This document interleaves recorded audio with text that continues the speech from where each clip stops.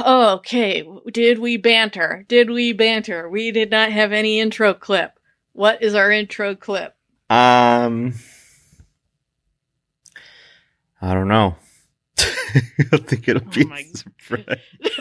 Shut up. You can't say that at the beginning. You can't. That's a cop-out at the beginning. You gotta at least try to think of something. Welcome to Scary Mystery Surprise, where we talk about scary things that surprised us around the internet. I'm Edwin. I'm Michelle. In today's story, we will be going to France. Or France! As that woman says in that video. I know what you're talking about. Anyway, we are in Paris, the city of lights. When we think of Paris, we think of beautiful French cuisine, fine art, romance, the sparkling lights of the Eiffel Tower. The land itself has been inhabited since before Roman times. What we don't think about is that the dead actually outnumber the living. With a population of 2 million above ground, below ground, there's 6 million corpses that line an underground maze of tunnels that span 200 kilometers under the city of Paris. I love this. And I know where this is going, and I love that. So, also 200 kilometers for our American people is about like 125 miles. Just FYI. I had to look that up because I was like, I don't know. I don't know what 200 kilometers is. Yeah, no, me neither. Like, I don't know. It's embarrassing, but like you get over it because there's a lot of us. It feels like. And we will not use kilometers. We never will. And I think we're more stubborn than the rest of the world. Like, I think that's why English seems to be winning the dominant language. And also, miles is coming for you, kilometers. That's just We're just too stubborn. We're just too stubborn for it. Yeah. Americans refuse to learn. But you know what we do have as Americans? A time machine.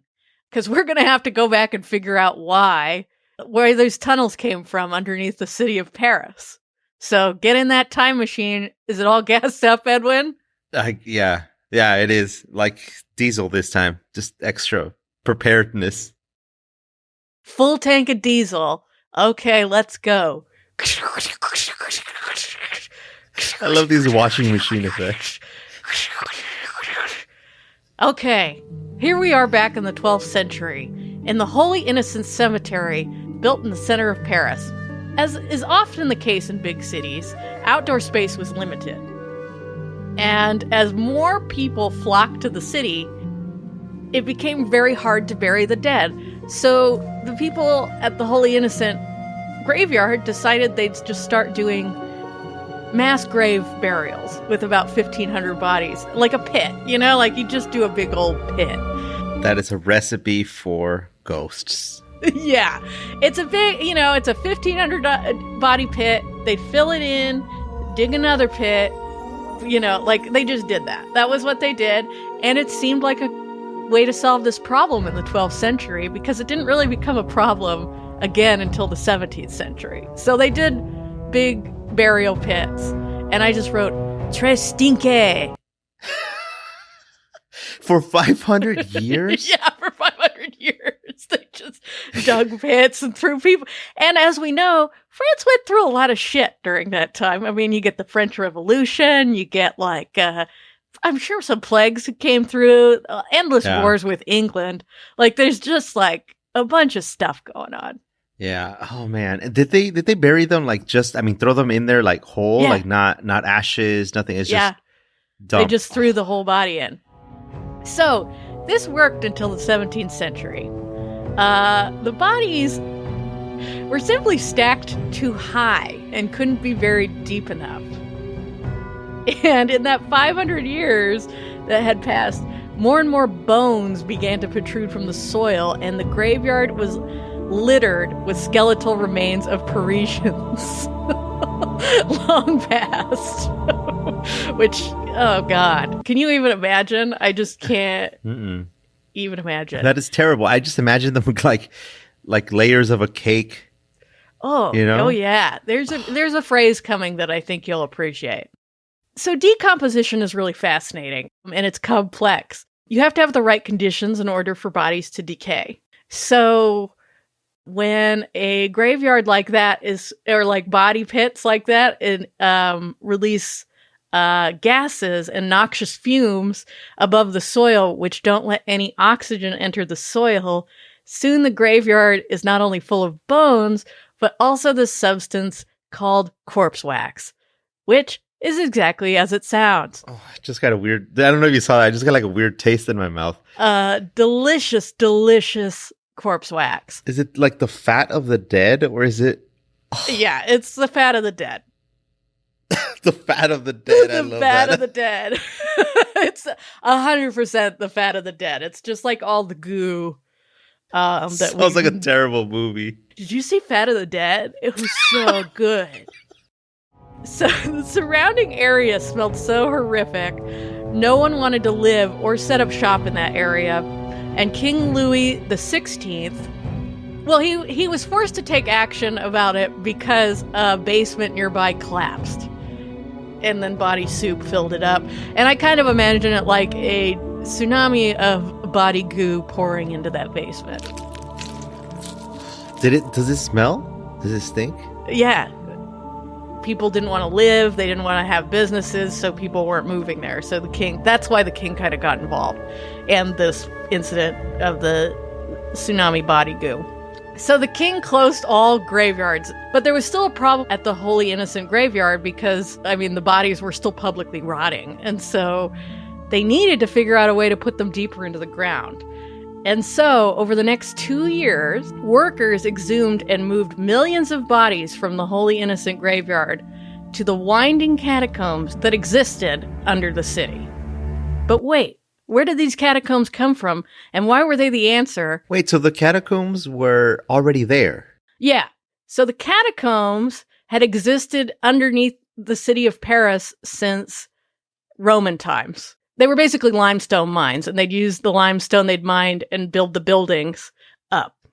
There's like a bizarre amount of mine shafts and tunnels, and over time, people just simply forgot where the mine shafts and tunnels were, and so they built the city on top of these things. And so, they did have a big house collapse into the cavern in the 1700s.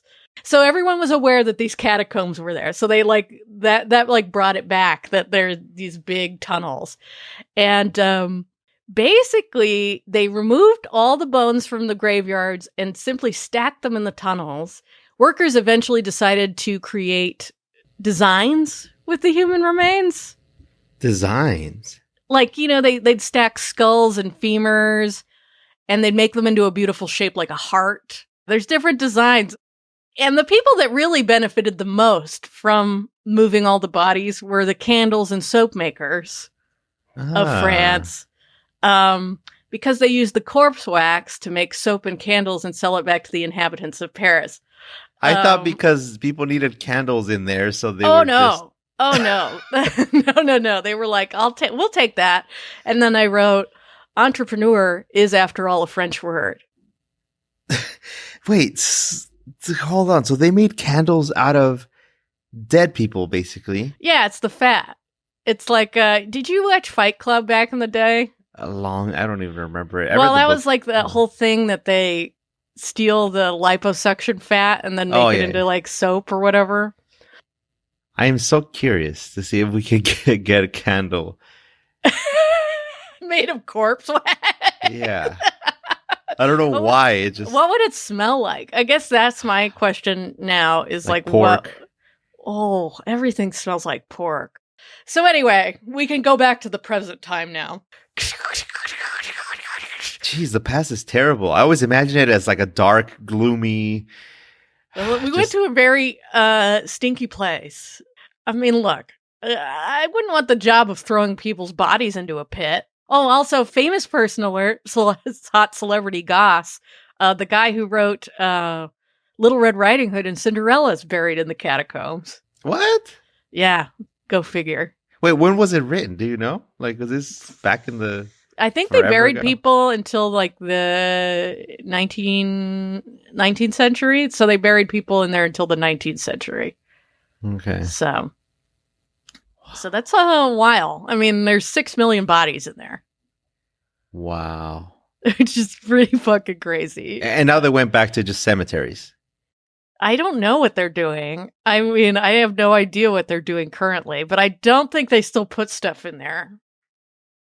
You know, for obvious health and safety reasons, the catacombs are like it's been illegal to go into the catacombs as like a person, just as a normal person since like 1955 or 53 or 55.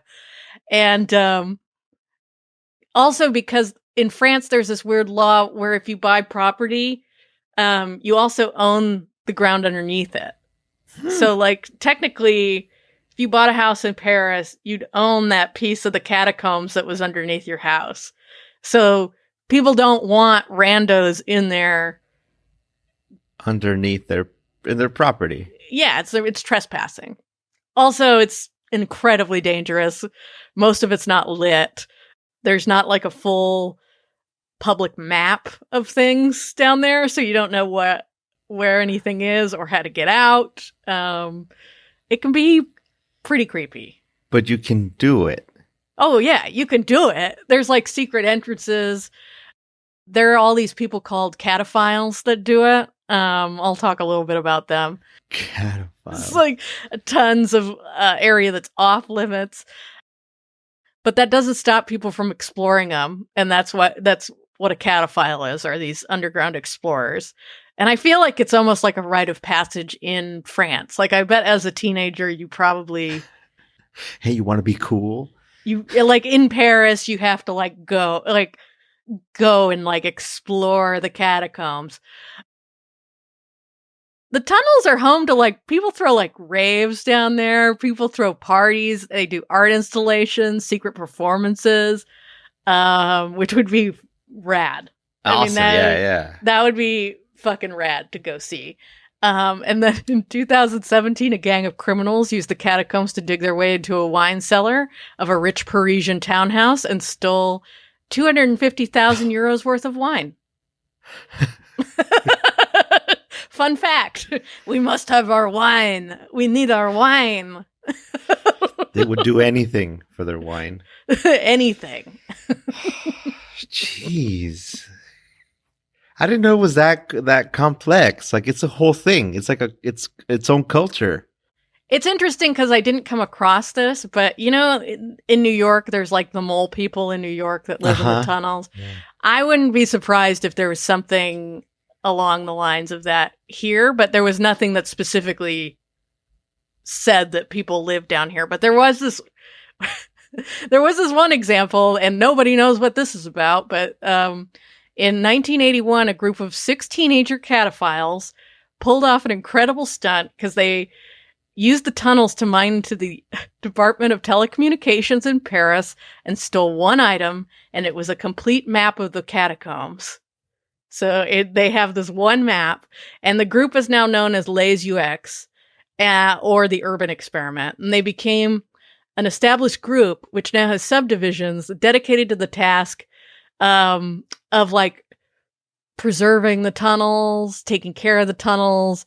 But in 2004, police in Paris were conducting a routine training session in the catacombs, which they do a lot. Like the police will train down there, rescue teams will train down there. Like that's like kind of one of the main things it's used for. So the police were training down there. And suddenly they were met with the disturbing sound of a pack of howling dogs.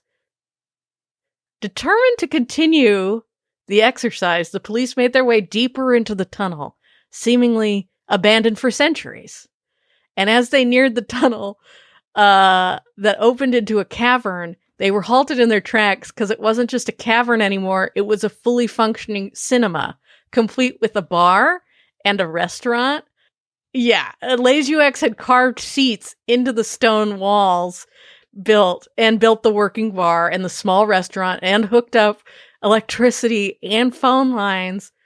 And the dogs they heard barking were actually a motion warning system to give cinema goers time to escape in the event they were discovered by the police. Also, there were surveillance cameras all around watching the police as they walked that's around creepier. these. I know. And so the police left, and they returned with a few days later with like reinforcements, just in time, just to find the entire cinema had been dismantled. The bar was gone. The restaurant was gone. The only thing left was the carved seats in the limestone from the cinema. Wow. And there was a note written that just said, "Don't look for us."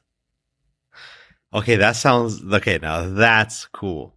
See, like, that is cool. Like, I mean, that's so French. Like, the attitude is so, like, and of course they have a restaurant with like a bar, and I'm sure they could smoke down there.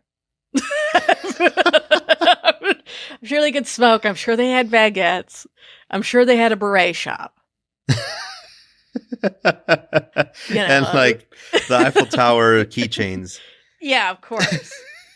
When I went to Paris when I was in high school, the thing I bought under the Eiffel Tower, it wasn't a Paris keychain, but it was this monkey, and you could squeeze it and its penis would come out.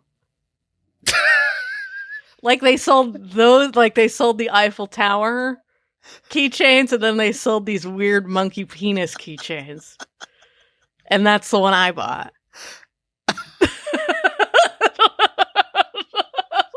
Like, I don't know if those are just in every tourist trap, but it was definitely like a weird, like...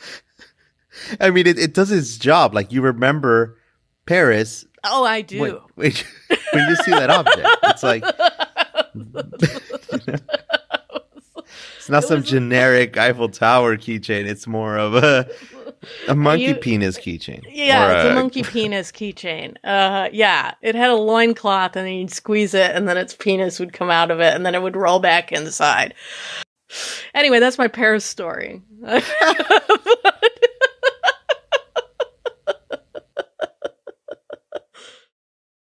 So basically, the area that you can get to as a tourist and as someone who's going to tour this thing, as a member of the public, you enter through the ossuary, which literally means a container or room in which bones of the dead people are placed.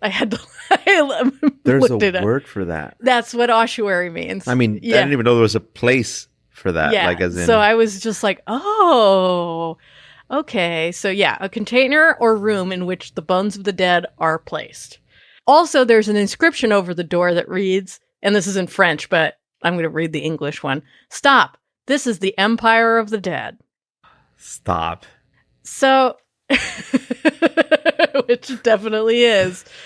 But in 1990, a group of cataphiles were exploring the catacombs and came across a curious little item. They found a video camera sitting in the middle of one of the tunnels. Naturally curious, the cataphiles took the camera and brought it along their journey. When they eventually got above ground, they removed the tape and were delighted to find that the tape was still intact. But their delight turned to horror when they watched the footage, and the footage was grainy and dark, and it appeared that the camera had been held by a singular person, most likely a man, who was on his own deep in the tunnels. And they could tell that he was in a deep part of the tunnels that was only frequented by experienced cataphiles because there was no graffiti on the wall. It was the sounds that really disturbed the cataphiles. The man was clearly lost within the tombs, and he was panicking, breathing heavily, and then suddenly he drops the camera and runs sprinting into the tunnels, into the darkness. And the camera continued to roll until the tape ran out. And I don't know if you've seen this shot, because it kind of makes the rounds. But the tape, he drops it, it's sideways, it falls into water, and then you just see like him running away, like the feet kind of running away. And his only light source was that camera. Is that real? Is that real? So that tape does exist. Of course, there are people that believe that the footage is fake. Like, like Blair Witch style. Oh man, whenever something like that happens, I always think of your friend with the crop circles. I always think of that now. I know. It's like you can't not think of that. But anyway, so these cataphiles took this tape to this filmmaker, and they launched a search for the man. And so they basically searched. They tried to search as much as they could. And they knew there was little chance of finding him alive or finding him at all. And he was never found. But the reason like this video stays in the paranormal conversation is that many people believe the man is being chased. And if that is the case, then what is chasing him underneath the tunnels in Paris? I kind of think, because so this footage was used in a documentary, like came out in like 2004 or something like that. I actually think I watched the documentary because I remember like I've seen the footage. I just watched some of the footage online. This video footage it exists. It is real. Is it real? Is somebody just doing a Blair Witch thing? We don't know.